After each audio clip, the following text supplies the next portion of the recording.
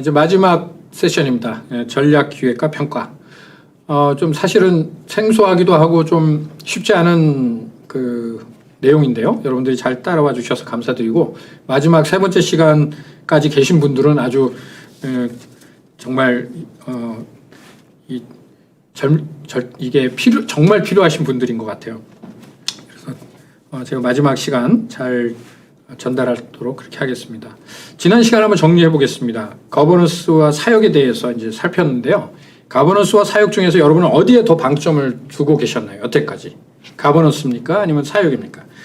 이 거버넌스라는 것은 평상시에도 중요한데요. 어려움을 당할 때 그 진가를 발휘합니다. 제가 뭐 에스더 그 서를 통해서도 간단하게 설명을 드렸는데, 그리고 사도행전에 나오는 예루살렘 공의회 같은 경우, 뭔가 중요한 결정, 어려운 시기에 거버넌스가 평상시에 잘 엑서사이즈가 돼 있는 단체나 교회들은 그 진가를 발휘하게 되는 것이죠.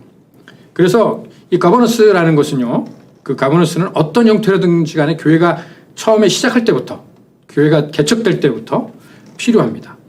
지금 현재 여러분 교회의 거버넌스를 평가해 보시고, 그리고 굿 거버넌스, 이 배드 거버넌스가 워낙 많아요, 우리나라는. 근데 이 굿 거버넌스 구조를 여러분이 만들고 그 내용을 채워 나가실 수 있기를 바라요.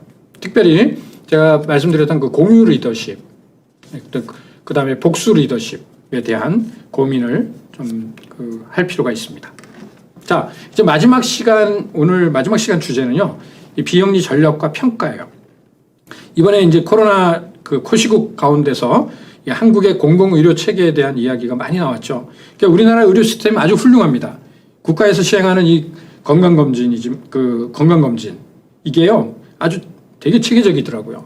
건강검진은 아프지 않은 사람이 혹시 있을지도 모르는 질병을 미리 발견하기 위해서 하는 거죠. 그래서 오늘 저는 여러분들과 함께 이걸 좀 다루려고 하는데요. 두 가지인데요. 책무성을 경영하는 것, 그 다음에 평가, 성장을 확장이 아니라 변화로 측정하라라는 그 주제를 가지고 한번 이야기하겠습니다. 자, 여러분 지금 나와 있는 10가지 내용을 가지고 여러분 교회나 여러분이 속해 있는 단체를 한번 점검해 보시기를 바랍니다. 제가 한 30초 시간을 드릴 텐데요. 해당되는 게 있으면 거기 한번 체크를 한번 해보세요. 10개 조직건강진단표입니다. 한 30초 시간을 드립니다.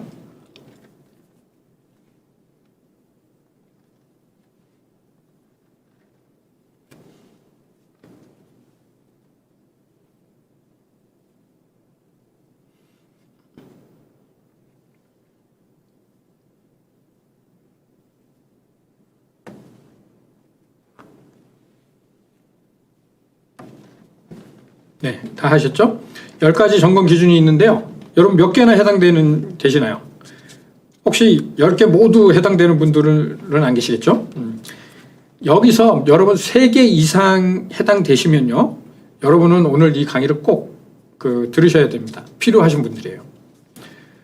자, 또 다르게 우리가 점검해 볼 수 있는 것은 아까 제가 말씀드렸던 비영리 단체 사이클이 있는데, 그 비영리 단체가 이제 설립해서 성장, 성숙, 그 다음에 쇠퇴, 결국 이제 해산하는 단계까지 가고, 그 전에 이제 재활성화 과정이라는 게 있습니다. 어쨌든 이제 이런 단계에서 여러분들이 어느 단계에 있는지도 한번 살펴보는 게 필요하고요. 이 전략기획과 평가라는 주제는 우리들이 건강검진 하는 거하고 같아요. 그래서 연초에 여러분 의료보험공단에서 건강검진 편지를 받습니다. 건강검진 종류에도 종류가 되게 많더라고요. 그래서 2년마다 한 번씩 하는 게 일반 건강검진이 있고, 그다음에 생애 전환기 건강검진도 있어요. 암검진 따로 있고 영유아 검진 이거 다 따로 있습니다. 그래서 우리가 이 전략기획과 평가를 할 때 우리가 어떤 지금 상황에 있는지, 생애 전환기 건강검진처럼 우리의 이 단체의 사이클에 있어서 어떤 단계에 있는지를 확인하고 어떤 전략 기획과 평가가 필요한지를 오늘 살펴보려는 것이죠.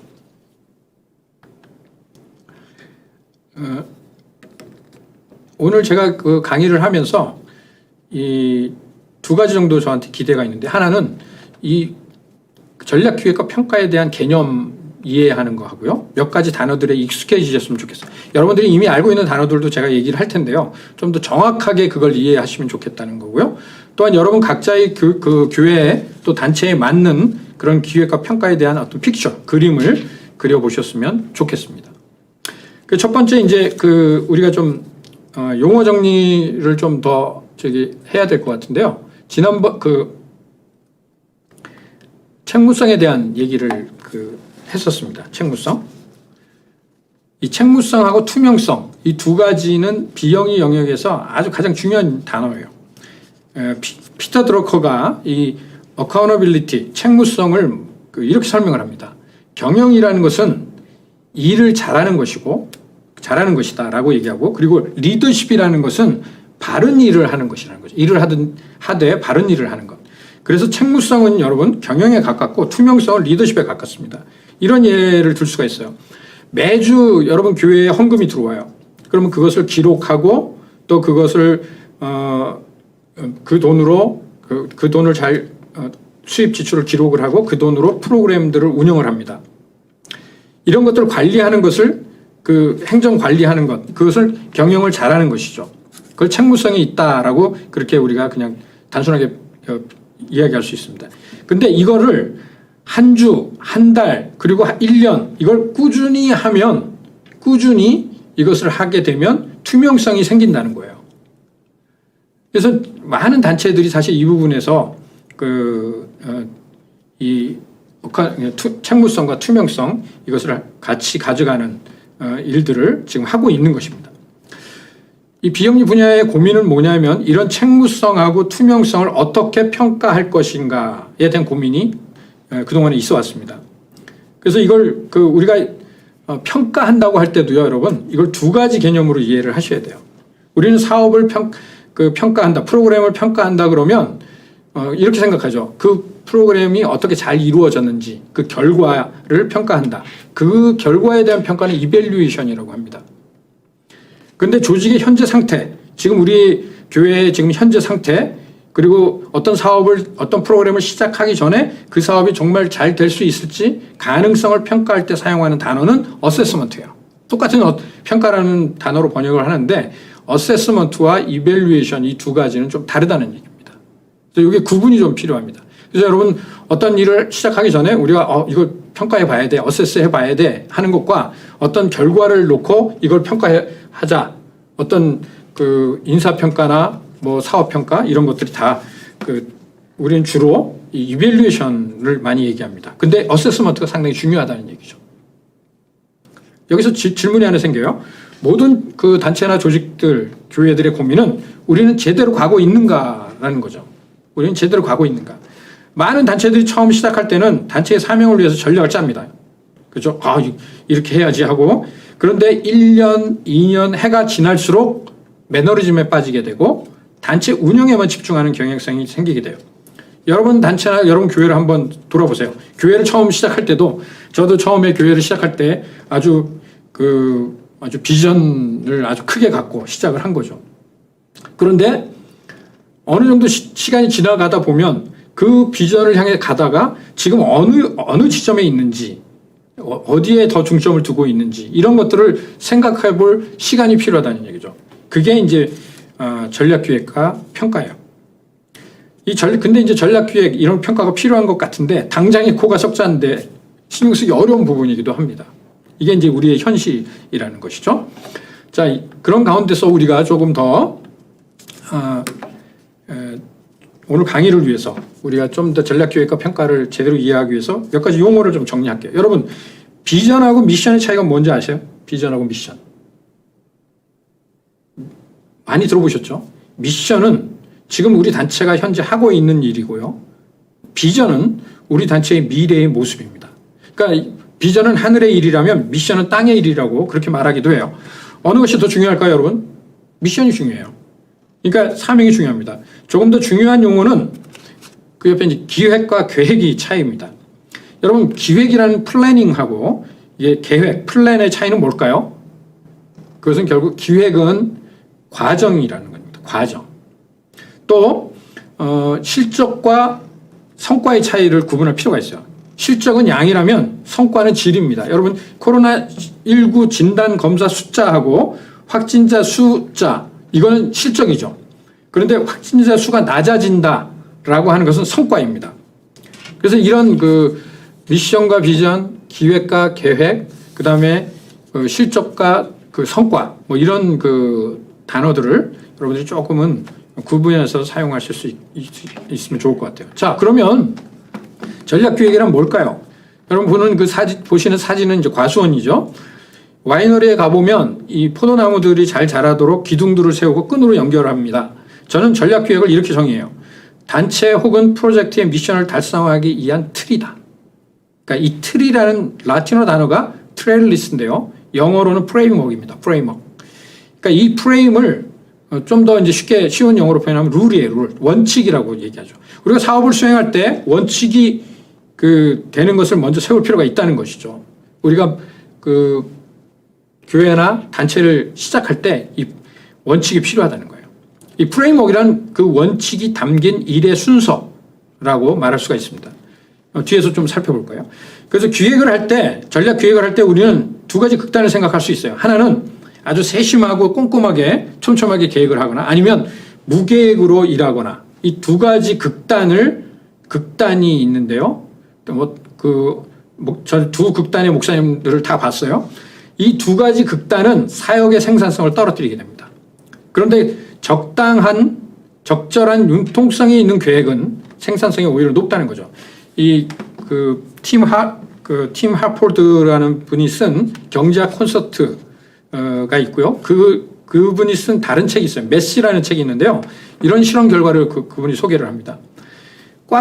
하루에 꽉 찬 계획을 세운 학생들은요, 시간이 지날수록 흥미를 잃고 학습 시간을 줄여나갔다는 거죠. 근데 반대로 아예 무계획으로 임했던 학생들도 마찬가지로 공부를 안 했답니다.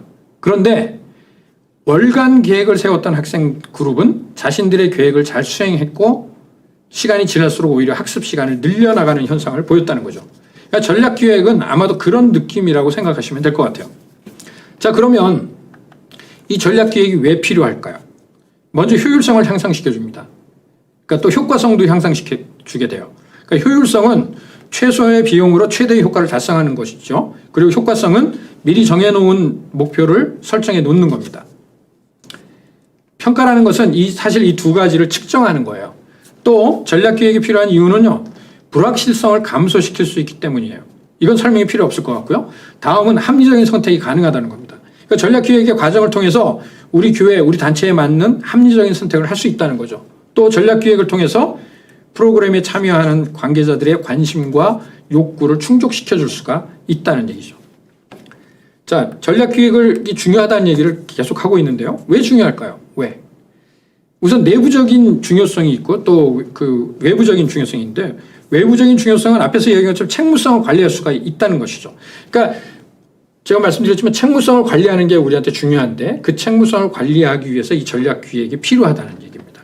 그리고 우리 조직에게 주어진 자원을 가지고 구체적인 목적을 얼마나 효과적으로 효율적으로 달성했는가 하는 것, 그것을 객관적으로 증명할 것을 우리는 요구받고 있어요. 그리고 제가 생각하는 가장 중요한 내부적인 요인은 뭐냐면 이 내부 관계자들 간의 의사소통과 협업입니다. 그래서 우리 영어 표현으로 세임 페이지에 있어야 된다는 거죠. 그러니까 전략 기획을 내부적으로 해서 우리 당회나 우리 또 목사님들이나 성도님들이나 이런 모든 사람들이 사실은 같은 페이지에서 같이 해 나가야 되는데 그러기 위해서 전략 기획이 상당히 중요하다.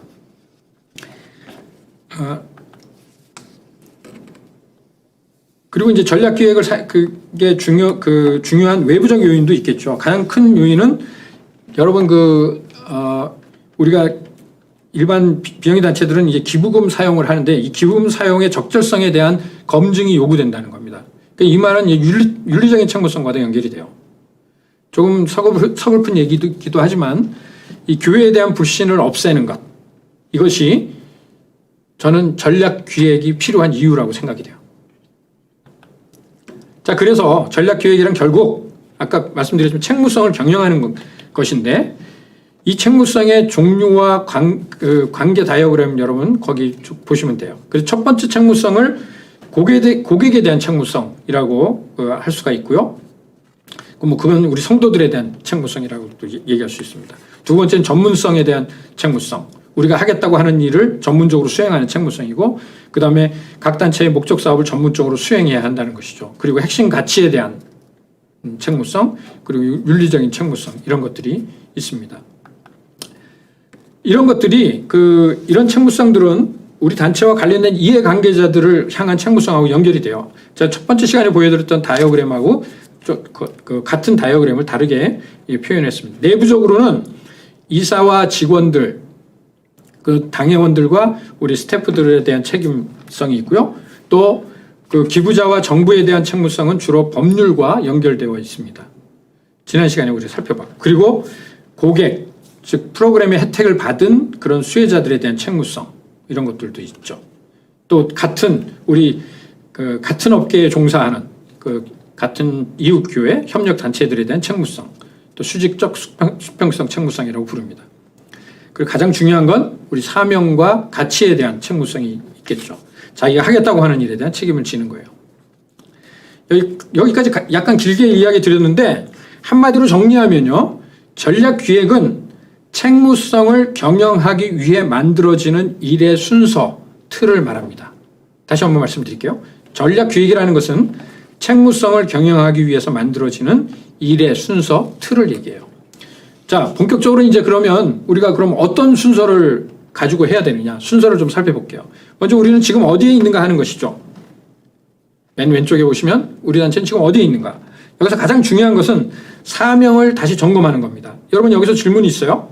미션, 즉 사명은 바뀔 수 있을까요, 없을까요? 여기 찬반들이 있을 수 있어요. 저는 그렇게 생각합니다. 매년 바꿀 수는 없어요. 그러나 5년 내지 10년이 지나면 사명이 바뀔 수 있어요. 그리고 어디로 가려고 하는지 목표를 설정을 할 필요가 있습니다. 여기서도 역시 프로그램과 조직의 역량, 그리고 보유하고 있는 자원을 재평가할 필요가 있죠. 이 두 번째 단계에서 어세스먼트를 하게 됩니다. 이 작업이 아주 중요해요.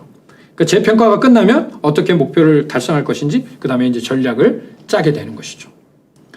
여러분, 교회가 성장 성숙 단계에 있다면 두 가지 여러분들 조직 평가 도구를 추천을 드려요. 이건 이제 어세스먼트와 관련된 겁니다. 처음 시작하는 게 아니라 여러분이 지금 이미 계획을 짜가지고 이제 지금 하고 있는 중인데 그거를 이제 어세스하는 거죠. 그래서 AI라는 방법론과 그 다음에 피터 드러커가 얘기한 5가지 경영 원칙이 있어요. 이게 아주 다행히도 이 두 가지가요 다 책으로 나와 있습니다. 여러분들이 쉽게 접할 수 있어요. 그래서 그렇지만 개념을 이해하는 것이 중요합니다. 오늘은 그 개념과 그 개념하고 어떻게 사용할 수 있는지에 대해서 간단하게 좀 살펴보도록 그렇게 하겠습니다. 여러분, 시중에 이제 자기계발서 중에 이런 제목이 있잖아요. 강점으로 승부하라. 이런 제목이 있는데 그걸 생각하시면 이 AI를 쉽게 생각할 수 있습니다. 이해할 수 있습니다. AI는 뭐냐면 파지티브 코어, 그러니까 핵심 긍정 요소 탐구라고 번역할 수가 있는데요.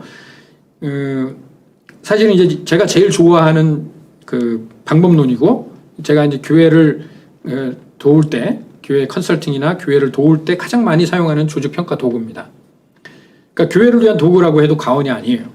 이 평가 방법의 전제는 뭐냐면 이런 거예요. 모든 단체, 모든 교회는 핵심 긍정 요소가 있다. 파지티브 코어가 있다. 어떤 교회는 전도에 아주 어떤 잘하고 어떤 긍정적인 요소가 있고, 어떤 교회는 가정사역을 아주 잘하고, 어떤 교회는 아주 예배를 잘하고, 이런 기능적인 그런 부분에 있어서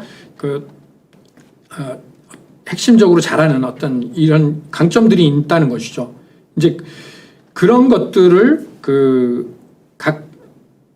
이제 그런 것들을 갖고 있으면서도 사실은 알지 못하는 경우가 있어요. 그래서 어세스가 필요해요. 그것을 찾도록 질문을 하는 거죠. 여러분, 이제 여기 보시면은 거기 보시면 3가지 질문이 있어요. 그죠? 질문을 놔뒀는데 어느 질문이 좋은가요? 어떤 질문이?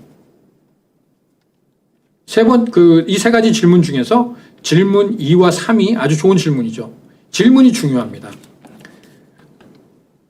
그래서 이제 여러분 질문을 할 때 현재 상태 가운데를 한번 보시면 현재 상태가 있고요. 우리는 두 가지 방향으로 그 생각이 나아갈 수 있는데 보편적으로 가장 많이 우리가 질문하고 쓰는 방식은 뭐냐면 어떻게 이 문제를 해결하지? 뭐가 문제지? 하는 겁니다. 그러니까 문제점을 해결하려고 하는 이것이 이제 과거에 우리가 해오던 방식이에요. 문제 해결 방식. 그런데 AI라는 것은 뭐냐면 이렇게 질문해요. 강점 중심의 질문을 하는 거죠. 우리가 무엇이 가능하고 그것을 이루기 위해서 우리가 무엇을 할 것인가. 우리의 핵심 강점이 뭔가. 긍정 요소가 뭔가. 이런 질문을 해서 결국에는 강점 중심으로 문제를 해결해 나가는 그런 방법입니다. 잘못을 찾아내는 것보다는 우리가 잘하고 있는 것이 무엇인지를 찾아내는 거죠. 그래서 질문이 중요해요. 이런 질문들을 통해서 본인들도 알지 못했던 장점들을 발견하게 됩니다. 또 더 나아가서 우리가 이런 걸 잘하는구나 라는 어떤 그런 위로를 얻는 모습도 제가 종종 봤어요. 그래서 이 AI라는 방법은 네 가지 과정으로 이루어집니다. 핵심 긍정 요소를 발견하고요. 처음에는. 그다음에 두 번째는 드리밍을 하는 거죠. 꿈을 꾸는 거예요. 그러면 우리가 이 긍정 요소를 가지고 어떤 일을 할 수가 있지? 그런 꿈을 꾸게 되고요. 그다음 그 꿈을 좀 더 현실화시킬 수 있도록 디자인을 하는 단계가 있고요. 그리고 그 디자인한 것을 실현하는 겁니다. 그래서 저는 이거를 AI 이제 단계별 질문들이 있는데요. 제가 이제 몇몇 교회에 이제 이것을 적용을 해봤었습니다. 근데 가장 재미있는 단계가 두 번째 단계, 드리밍 할 때 이런 질문이 있어요. 만약에 여러분들이 마술 지팡이를 사용한다면 해리포터에 나오는 것처럼 마술 지팡이를 사용한다면 그럼 여러분들은 어떤 것을 원합니까? 세 가지만 거기다 적어보라고 얘기를 하죠. 그래서 이제 거기에 아주 정말 재미있는 그런 이야기들이 많이 나오고 본인들이 평상시에 꿈만 꿨던 것들 그런 것들을 이야기를 거기 적는 것이죠. 그러면서 이제 그걸 가지고 우리 평가하고 그걸 가지고 이제 전략 계획을 짜게 됩니다. 또 다른 방법은 이건 이제 책이고요. 여러분들이 긍정 탐구 조직 변화 요거 한국에 지금 번역돼서 출판되어 있는 책들입니다. 참고하시면 좋을 것 같고요. 관심 있는 분들은. 그리고 이제 이것도 번역되어 있는데요. 5가지 질문이 있어요. 경영 원칙. 그래서 자기 평가, 자가 스스로 평가하는 거예요. 미션, 고객 가치, 그 다음에 결과, 계획에 대한 평가 도구인데, 여러분 이 방법들을 현재 여러분 교회나 단체 상황에 맞춰서 평가할 수 있는 도구다. 그래서 이 두 가지는요 이미 검증된 그런 평가 도구들이에요. 그래서 이걸 활용하는 것이 처음 뭔가를 해보려고 하는 분들에게 도움이 될 수가 있다는 얘기죠. 그래서 이 평가가 선행되어야 우리는 그다음에 평가가 어세스먼트가 된 다음에 그다음에 기획을 할 수가 있는 겁니다. 제가 추천하는 이 두 가지 방법은 자기 단체만의 기획 평가 과정을 디자인하는 거죠. 자, 그래서 기획을 위해서 세 가지 이제 기본 질문, 세 가지 기본 질문들을 해야 됩니다. 세 가지를 우리가 살펴봐야 되는데요. 첫 번째는 이 프로그램 서비스에 대한 것을 하는 거고요. 두 번째는 가버넌스와 관련된 거. 그 다음에 세 번째는 자원이죠, 돈. 그래서 프로그램, 소프트웨어라고 볼 수가 있고요. 두 번째 가버넌스와 관련된 건 리더십이니까 이건 휴먼웨어라고 볼 수가 있고, 그래서 세 번째는 돈, 이건 이제 하드웨어. 와 관련이 되어 있습니다. 그래서 기획을 위해서 이 세 가지에 관련돼서 질문을 할 수가 있어요. 그래서 미션 여러분 아주 조금 어떤 회의를 할 때든지 그리고 여러분이 생각할 때 그냥 이 세 가지만 늘 생각하셔도 괜찮아요. 우리 교회나 우리 단체의 가버넌스 경영은 어떤가? 그 다음에 두 번째는 우리 단체나 교회의 프로그램 서비스는 지금 어떤 상태인가? 그 다음에 세 번째는 우리 그 교회나 단체의 지금 그 자원은 지금 어떤 상태에 있는가? 이 세 가지를 가지고 사실 이 세 가지를 통해서 우리가 미션을 달성할 수 있기 때문에 이 세 가지를 늘 기억하시면 좋을 것 같습니다. 자, 이제 조금 더 이제 우리가 한 걸음 더 들어가려고 해요. 이제부터. 그래서 지금부터는 조금 여러분이 정신을 바짝 차리셔서 따라오시면은 아마 여러분 잘 정리가 되실 겁니다.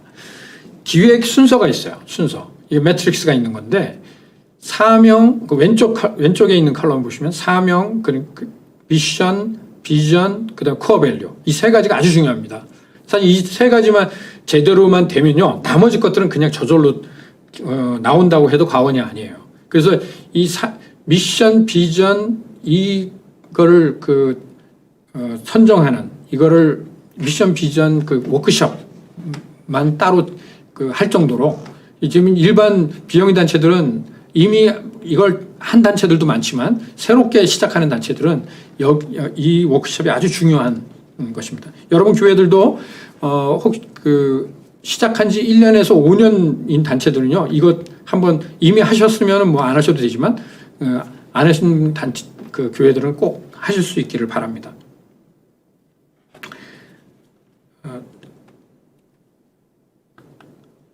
자, 첫 번째 단계예요. 여러분 단체의 전략 기획 과정을 디자인하기 위해서 첫 번째 해야 될 일은 사명을 분명하게 해야 되는 겁니다. 사명, 미션. 이것이 출발점이죠. 그러니까 사명은 조직의 정체성을 나타내는 거죠. 우리는 누구고 무엇을 하고 어디로 가고 있는가. 그래서 사명 선언문에는 이 세 가지 요소가 들어가야 돼요. 세 가지. 그리고 목적과 우리 단체가 제공하는 서비스, 그리고 그 서비스 수혜자인 고객인 거죠. 여러분의 사명 선언문, 여러분이 가지고 있는 사명 선언문 혹시 계시면 한번 살펴보시기를 바랍니다. 제가 몇몇 교회 거를 이미 홈페이지에 나와 있는 거기 때문에 제가 이제 갖다가 썼습니다. 실명을 가지고. 한번 보세요. 어느 교회, 어느 사명 선언문이 잘 만들어진 사명 선언문일까요? 어느 교회가 가장 잘 만들어진 사명 선언문을 가지고 있을까요? 저는 사실 마음에 제 기준으로 볼 때 제 마음에 드는 교회는 없어요. 그런데 제 눈에 띈 거는 오히려 맨 마지막 남부 중앙교회 건데요. 거기에는 그 교회가 위치해 있는 지역 이름이 들어가 있더라고요. 이게 아주 중요합니다. 구체적으로 미션이 중요한데, 이 사명이 중요한데, 우리가 이 사명을 이루기 위해서 어디서 일을 하고 있는지가 다 안 나와 있어요. 대부분의 단체들은, 교회들은 세계가 전부 그냥 물론 세계가 나의 교구라는 말도 있지만, 이 모든 세계를 전부 사명의 대상으로 삼는 걸 볼 수가 있습니다.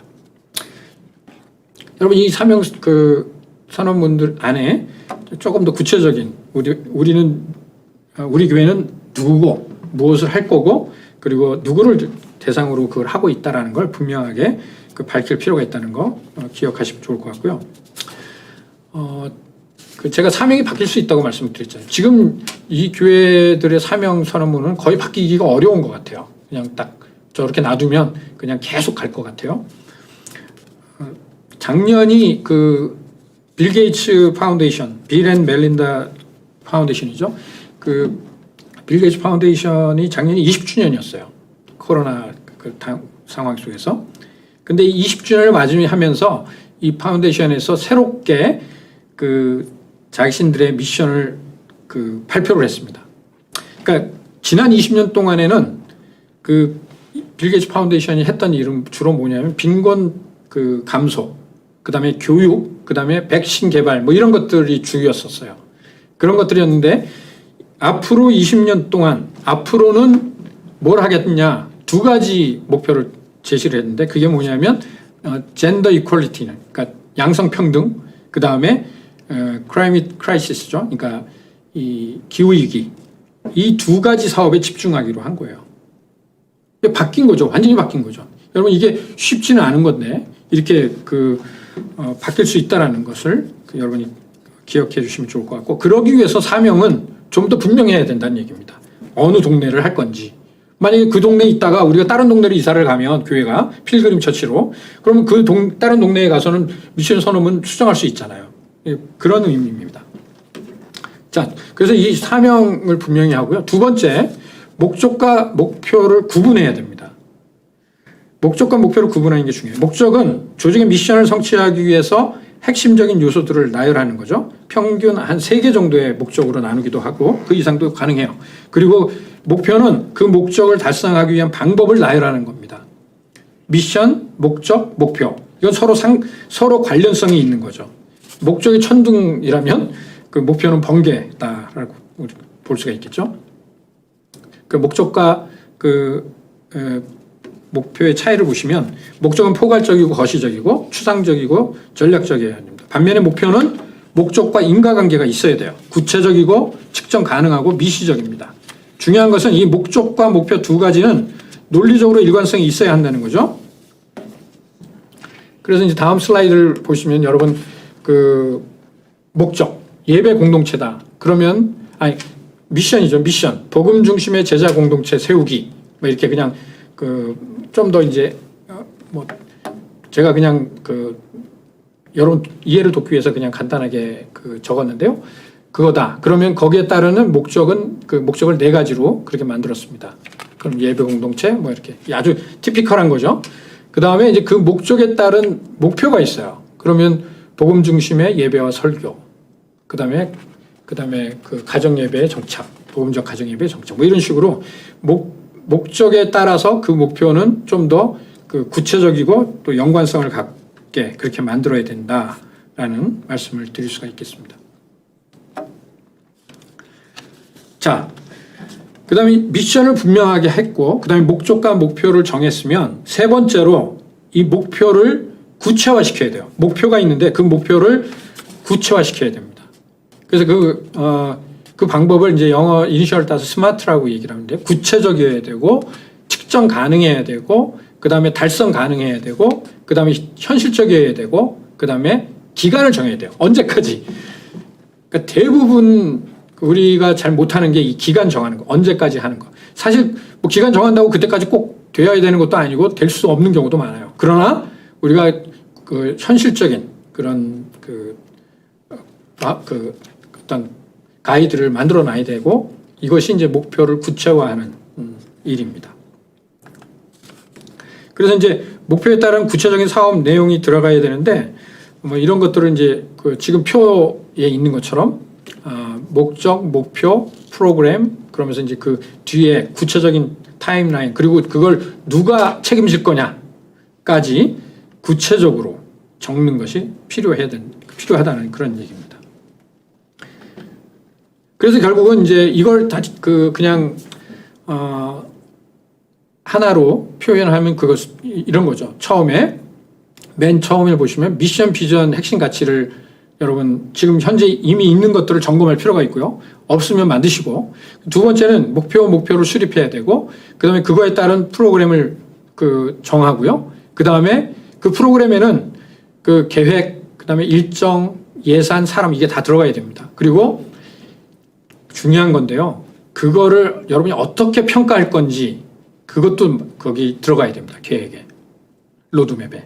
그리고 마지막으로 그걸 실행하고 평가하고, 그리고 나서 다시 그걸 1년 단위로 아니면 2년 단위로 해서 다시 돌아가야 되는 거죠. 처음으로. 그것이 이제 이 전략기획의 로드맵이라고 보시면 될 것 같아요. 이건 넘어갈게요. 자, 전략기획에서 하지 말아야 될 것 한두 가지를 말씀드리도록 하겠습니다. 먼저 두 가지인데요. 첫 번째는 묻지마 따라하기예요. 그러니까 이런 거죠. 비슷한 교회의 전략기획을 따라하지 말라는 거죠. 각 교회마다 단체마다 고유성하고 독특성이 있어요. 다른 교회나 이게 사람들이 모여 있는 곳이기 때문에요. 완전히 달라요. 독특성이 있어요. 그래서 전략기획은 그 독특성과 고유성을 담아내야 되는 것이거든요. 그래서 두 번째, 그래서 이제 따라하지 말아야 되고요. 묻지마 따라하게 하지 말고. 그 다음에 두 번째는 여러분이 이미 전략 기획을 짠 경우가 많이 있습니다. 많은 교회들이 아무 계획도 없이 시작하진 않거든요. 계획을 짜요. 연초에 계획도 짭니다.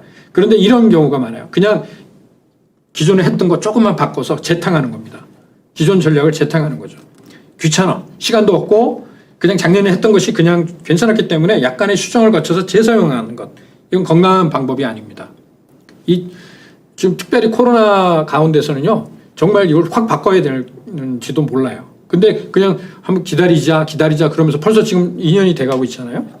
그래서 이런 경우에 지금이라도 우리가 이걸 수정하고 보완해야 될 필요가 있다는 얘기죠. 그래서 전략 기획에 대해서 제가 좀 말씀을 드렸고요. 이제 마지막 그 주제인데요. 평가입니다. 평가. 여러분 평가를 어떻게 하나요? 여러분이 성장했다. 우리 교회가 우리 단체가 성장했다. 그럼 이거를 평가할 때 여러분 그것을 확장되고 뭔가 늘어난 걸로 평가하시나요? 아니면 변화로 측정하시나요? 이게 좀 다릅니다.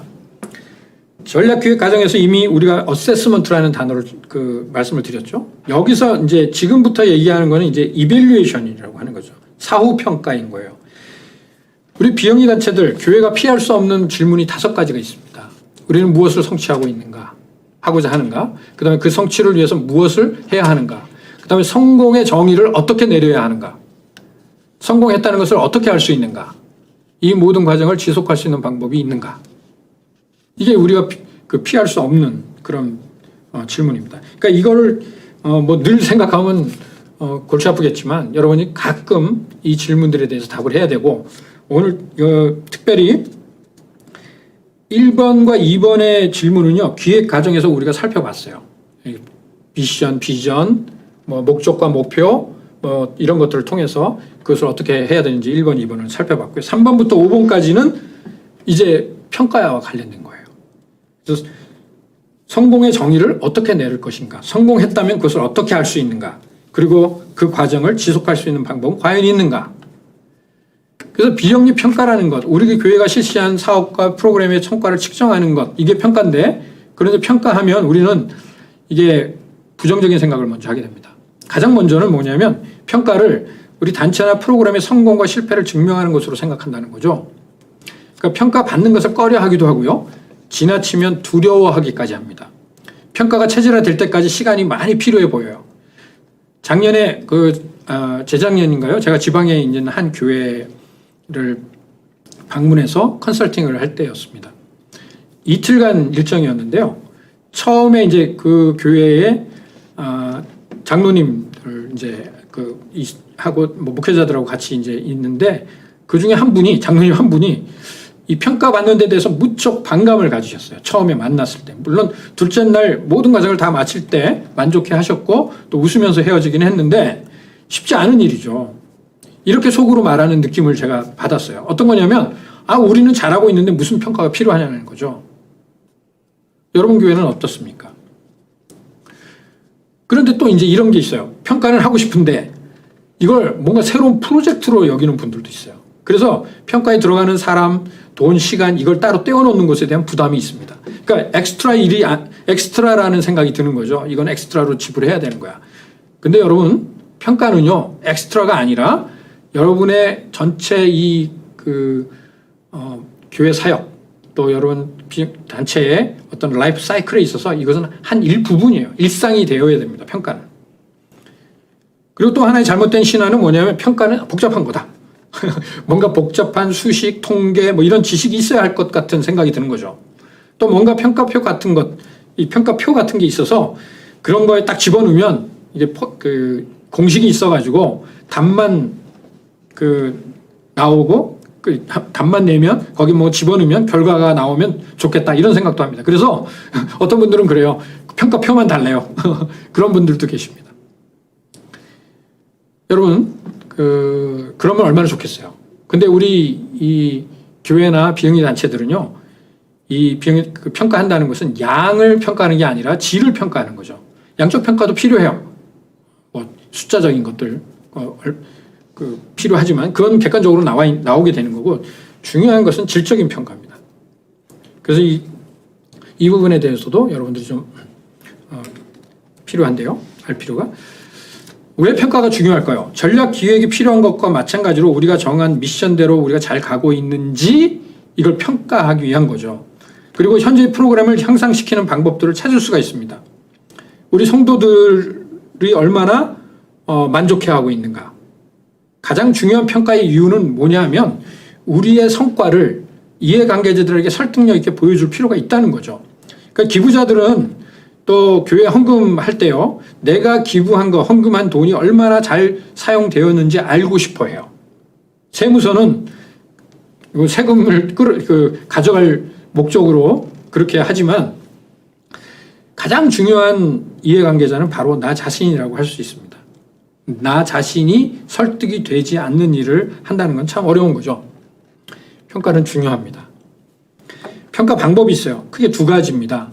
조직을 평가하는 게 있고요. 그 다음에 그 조직의 긍정 요소를 탐구하는 거, 아까 AI하고 피터 드러커 그 평가에 대해서 제가 방법을 말씀을 드렸고 소개해 드렸어요. 이거는 조직을 평가하는 거예요. 조직. 피터 드러커가 이렇게 말했습니다. 측정할 수 없다면 관리할 수 없다. 그리고 이제 이 조직 평가와 다르게 또 하나는 뭐냐면 이 프로그램을 중심으로 평가를 하는 거죠. 그러니까 사업 성과 중심의 평가입니다. 최근 부각되고 있는 게 이제 사회적 성과 측정이죠. 소셜 임팩트. 우리가 하고 있는 일이 이 사회에 얼마나 영향을 주고 있는가, 임팩트를 측정하는 거죠. 그래서 이런 것들은 뭐 그런 것까지 우리가 어떤 교회들은 사실 그런 것까지 하는 교회들도 있어요. 근데 그 정도까지 하려면은 조금 더 그 전문적인 도움이 좀 필요하기 때문에 우리가 거기까지는 가지 않더라도 기본적인 우리가 평가를 해야 된다고 생각이 됩니다. 그래서 사업 성과 중심 평가는요, 평가 대상이 사업 계획 그 자체가 될 수가 있고 진행 중이거나 혹은 종료된 사업이 대상이에요. 끝난 사업만 대상으로 하는 것이 아니라 중간평가도 할 수 있다는 거죠. 이 중간평가를 우리가 잘 안 하는데 이 중간평가 상당히 중요합니다. 효율성, 영향력, 지속 가능성 이런 것들을 분석해야 됩니다. 그래서 이제 이 성과와 영향, 가장 중요한 게 이 의도한 대로 이게 성과가 이루어졌느냐, 영향을 미쳤느냐는 건데요. 한 예를 한번 들어볼게요. 이건 이제 NGO 단체에서 하는 건데요. 소아마비 백신 사업이 있어요, 여러분. 몇 명의 아동에게 백신을 접종했느냐 하는 건 실적이라고 부릅니다. 우리가 실적이 얼마다, 몇 명한테 우리가 백신을 접종했다. 그리고 소아마비 발생률이 얼마나 감소했느냐 하는 건 성과예요. 성과. 그리고 그 성과 중심의 평가를 한다고 할 때 이 성과, 소아마비 발생률을 감소시키는 거, 여기에 집중한다는 것이죠. 그런 것, 그것이 이제 지금 말씀드린 것들이 이제 이게 표로 이제 나타나고요. 그 다음에 이제 그 마지막에 실적과 그 다음에 성과 다음에 결국에 소아마비 백신 접종을 하고 그 다음에 발생률이 감소가 되고 그래서 결과적으로 어떤 임팩트를 끼치게 되는가, 건강한 마을 공동체를 만드는 게 되는 것이죠. 그러니까 이게 좀 세분해서 구분할 필요가 있습니다. 우리가 결론적으로 점프해가지고 맨 마지막에 건강한 마을 공동체를 형성한다. 이 사업을 통해서 이렇게 갈 수도 있지만 중간에 이 두 가지 지표를 넣을 수가 있죠. 우리가 이런 것들을 할 수가 있습니다. 요거는 우리가 넘어가기로 하고요. 평가 방법론인데요. 결국 마지막으로 좀 여러분들이 소개시켜드리고 싶은 거는 전문가가 아니더라도 우리가 할 수 있는, 우리가 사역의 현장에서 그냥 핸디하게 쉽게 사용할 수 있는 조사 방법론들이 있어요. 그래서 우리 비영리 단체들, 교회들이 사용할 수 있는 그 방법이 양적 방법, 질적 방법, 그 다음에 참여적 접근법이 있습니다. 이건 통계적인 방법을 사용하지 않더라도 우리가 사용할 수 있는 그런 정보들이 있습니다. 요게 이제 중요한데요. 여러분 교회나 단체에서 프로그램이나 서비스에서 가장 많이 사용하는 평가 방법, 이미 여러분이 하고 있는 것들이 있어요. 그게 아마 설문조사일 겁니다. 설베이 하는 거죠. 어떤 성역 공부가 끝나면 그 설베이를 하는 거죠. 뭐 좀 더 나아가면 간증문을 쓰게 하죠. 그래서 이제 그거를 또 사용하기도 합니다. 이게 사실은 여러분들이 이미 이걸 하고 있으신 거예요. 평가를 하고 있는 거예요. 이 설문조사도요, 실질적인 결과를 얻으려면 좋은 질문지 작성이 중요합니다. 그래서 조사 기법을 소개하기 전에 그러니까 우리가 하나의 사업을 평가할 때 가능한 이 지금 나열해 있는 7가지가 있는데요. 이 7가지 중에서 여러분 두 가지에서 4가지 정도 평가 방법을 혼합해서 사용하는 것이 좋다는 말씀을 드립니다. 서로 보완이 될 수 있는 방법들을 사용하는 거죠. 예를 들면 설문조사는 피상적인 답변만 얻을 수 있어요. 그래서 인터뷰, 특별히 그 심층 인터뷰를 하는 거예요. 그래서 설문조사에서 얻지 못한 내용을 그 심층 인터뷰를 통해서 얻어낼 수가 있는 거죠. 그래서 두세 가지 조사 기법을 이렇게 함께 사용하는 것들이 좋습니다. 그래서 가장 쉬워 보이는 것이 관찰입니다. 여러분 관찰도 이게 평가예요. 그래서 평가하는 담당자가 직접 프로그램에 들어가서 그 일기를 쓰는 겁니다. 관찰 일기를 작성하는 거죠. 주관적인 의견이 들어가지만 꾸준하고 일관성이 있는 관찰이 필요해요. 큰 도움이 됩니다. 그 다음에 또 설문조사 이외에 가장 많이 사용하는 게 인터뷰고요. 인터뷰는 아주 풍부한 데이터를 전달합니다. 그래서 단체들이 인터뷰 내용 중에 어떤 감동적인 문구를 그대로 인용해서 단체 홍보에도 사용하기도 하죠. 그 다음에 이제 포커스 그룹이 있어요. FGA, 포커스 그룹 인터뷰. 그래서 이건 일반 마케팅에서 많이 사용하는 방법인데, 우리 비영리단체에서도 포커스 그룹에서 사용할 수가 있습니다. 우리가 어떤 주일학교 프로그램과 관련돼서 평가를 할 때 선생님들이 평가도 하지만 우리 주일학교 학부모들, 그 다음에 주일학교 어린이들, 이게 다 그룹을 다 나누어서 좀 힘들더라도 이 그룹들을 전부 인터뷰하고 그 포커스 그룹 인터뷰를 통해서 의견을 모을 수가 있다는 거죠. 그러니까 한쪽만 평가하게 되면 그 바이어스된, 그러니까 이게 편협된 그런 그 결과를 우리가 갖게 됩니다. 그래서 이런 것들을 여러분들이 좀 살펴보면 좋으실 것 같고요. 그래서 이제 중요한 건 뭐냐면 또 이제 이런 그 질적 정보들을 수집을 하게 되면 이 정보들을 정리를 해야 돼요. 그러니까 구슬이 서말이라도 깨어야 보배라는 말이 적용이 됩니다. 그래서 매핑이라는 말을 쓰죠. 매핑. 이걸 그 뭐 잘 정리를 해서 지도를 만들고 하는 것이죠. 그리고 이제 참여적 방법은요. 요즘에 이제 많이 쓰는 방법인데요. 그 구글 닥 같은 걸 이용해서 온라인 설문조사를 하거나 아니면 SNS나 페이스북, 유튜브 이런 걸 통해서 사람들의 의견들을 이제 취합하게 되는 것이죠. 그 사람들의 어떤 그 소감, 또 사진, 영상 뭐 이런 것까지 우리가 다 수집하는 일들이 필요하고 실제로 여러분들이 하고 있는 건데 이걸 좀 더 체계적으로 할 필요가 있다는 말씀을 드립니다. 여러분들이 이제 이런 프로그램을 평가하려고 할 때 이런 계획서가 좀 필요해요. 그래서 프로그램에 관한 설명, 뭐 필요성, 평가가 왜 필요한지, 그 다음에 평가를 누가 할 거고 어떻게 그 누구한테 그 평가 계획서, 평가가 도움이 될지, 그 다음에 그 어떻게 이걸 디자인해서 할 건지 스케줄, 뭐 예산까지 필요하다면 그래서 이런 평가 계획서를 만들어서 평가를 하면 좋습니다.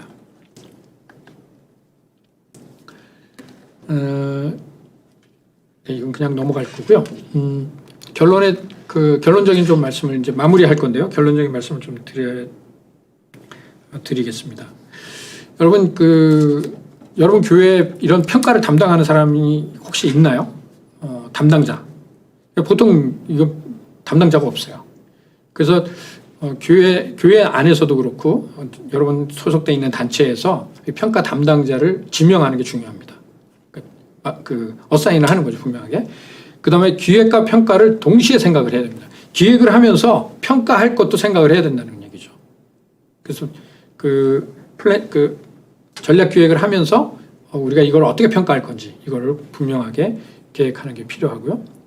그 다음에 자기 단체만의 기획과 평가 과정을 디자인하는 거. 아까 말씀드렸습니다.